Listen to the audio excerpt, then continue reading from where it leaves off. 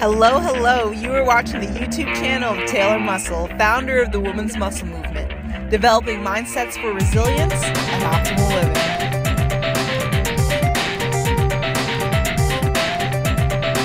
living.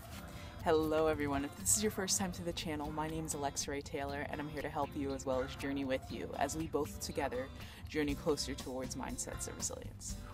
So in today's video, I wanted to talk about this book that I just read. It's called What Freud Didn't Know. I forgot the author, forgot his name, but I'll maybe post it in the description below. But basically, it offers a way in which we can deal with our emotions so that we can become master of our emotions without letting it control us. And if you've watched a few of my videos, you know that I'm all about mastering our emotions, mastering ourselves. A lot of people say, oh, we can never get there, we can never get there. I don't believe that. And the psychologist who wrote this book also doesn't believe that. So basically what the book discusses in brief is that obviously we have the amygdala, and basically the amygdala is a part of our brain that creates scripts for us in order to prevent harm. So maybe when you were little and you touched the stove and you got burned, your amygdala responded and created a script. So you're not going to go touch that stove anymore because you know that you'll get burned. Things like that.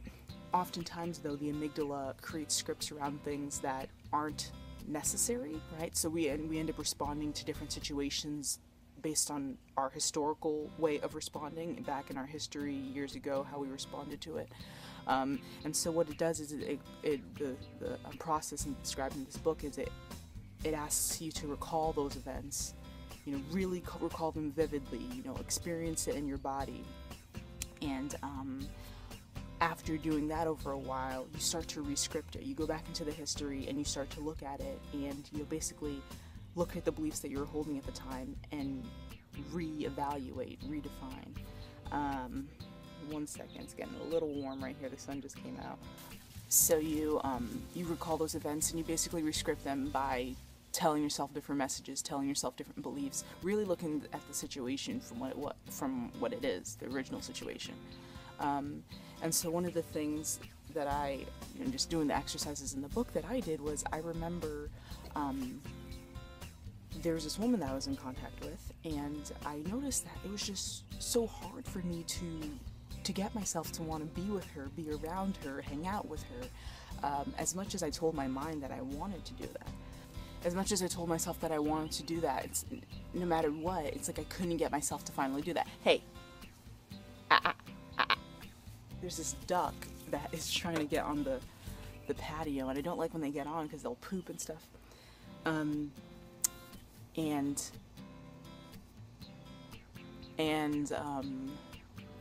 No matter how much I wanted to do that, sorry, this duck is distracting me.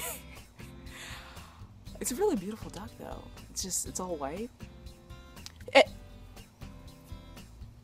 second, let me get this duck away. I'll be right back. Anyhow, so no matter how much I wanted to do that, I found that it was hard, and I didn't know what was it totally revolved around, even though I did know a couple aspects of things that she reminded me of, right? And so it was an amygdala script that was playing out. She reminded me of a past memory, and therefore I dealt with her in that same way that I dealt with what I dealt with in the past, okay? And one of the thing was, she reminded me of my mom. She had these different characteristics that were so distinctive of my mother, and that signaled to me, a threat. There's a threat going on, right? And so I almost just kept my distance from her because I treated her as I did my mom, and that she may threaten me, she may harm me, so let me keep away. Same thing is, to this day, I notice how when someone calls my name in a loud voice, so they'll say, Alexa Ray, I cringe, right? It's right here in my throat and in my jaw, like there's just cringe, and it's almost like sometimes I stop breathing, and it's because of the amygdala script.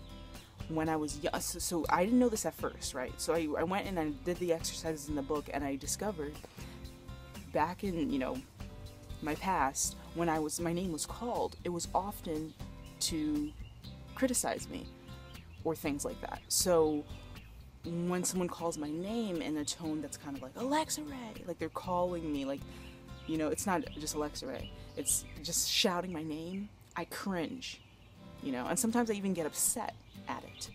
And it's because I'm dealing with it from the past. So what I can do with that, and what I'm working on to do with that, is go back into the past, revisit that situation,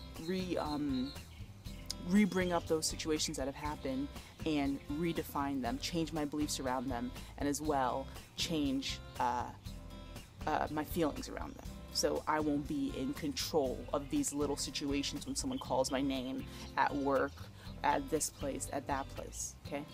So this is a really cool solution. It's a really cool little tip that this guy went. He's a psychologist, so he knows his stuff, and he cites a lot of research in the book. But go ahead and check it out. It's called What Freud Didn't Know. I'll leave it in the description below. If you like the video, go ahead and leave it a thumbs up. Subscribe to the channel if you haven't already, and I will see you in the next one. Thanks for watching.